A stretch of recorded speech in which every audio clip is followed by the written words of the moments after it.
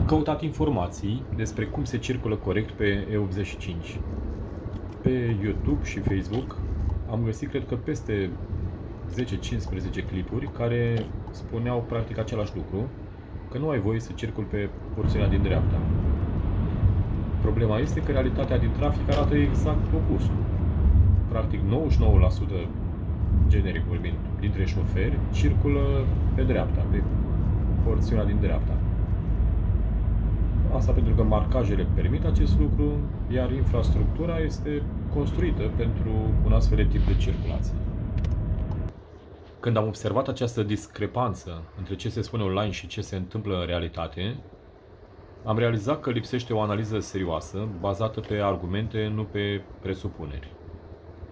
Nu pretind că dețin adevărul absolut, dar cred că orice subiect legat de siguranța rutieră merită analizat calm, documentat și fără lozinci. Acesta este motivul pentru care am creat acest canal. Urmează materiale despre E85, despre marcaje, legislație și situații reale din trafic.